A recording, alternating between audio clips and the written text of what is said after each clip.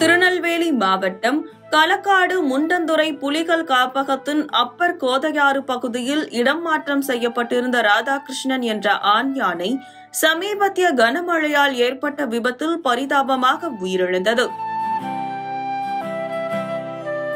நீலகிரி மாவட்டத்திலிருந்து இடம் மாற்றம் செய்யப்பட்ட இந்த யானை கடந்த மாதம் விடப்பட்ட இடத்திலிருந்து அருகிலேயே இறந்த நிலையில் மீட்கப்பட்டுள்ளது. வனத்துறை அதிகாரிகள் நடத்திய ஆரம்பகட்ட ஆய்வின்படி வெளியிடப்பட்ட தகவல்களை பார்க்கலாம். அப்பர் கோதையாறு பகுதியில் பெய்த கனமழையின் காரணமாக நிலப்பரப்பு மற்றும் பாறைகள் அதிக ஈரப்பதத்துடனும் வழுக்கும் தன்மையுடனும் இருந்துள்ளன. இந்த சூழலில் ராதாகிருஷ்ணன் யானை சுமார் 20 அடி பள்ளத்தில் வழுக்கி விழுந்து சாலையின் மீது பலமாக மோதியுள்ளது.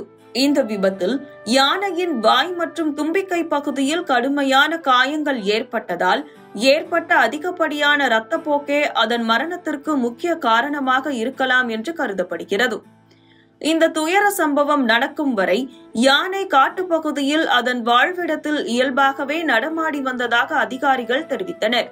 ராதாகிருஷ்ணன் யானை நீலகிரி மாவட்டத்தில் கடந்த 10 ஆண்டுகளில் 12 பேர் உயிரிழப்புகளுக்கு காரணமானதாக கூறப்பட்டது.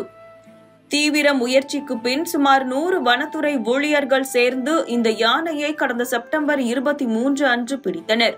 பிடிக்கப்பட்ட பிறகு மயக்கமடைய செய்து ரேடியோ காலர் பொருத்தப்பட்டது. பின்னர் திருநெல்வேலிக்கு கொண்டு வரப்படுவதற்கு முன்னர் முதுமலை முகாமில் வைத்து கண்காணிக்கப்பட்டது. யானை ராதாகிருஷ்ணன் இறந்த தகவலை சுற்றுச்சூழல், காலநிலை மாற்றம் மற்றும் வனத்துறை கூடுதல் தலைமை செயலாளர் சுப்ரியா சாஹூ உறுதிப்படுத்தியுள்ளார்.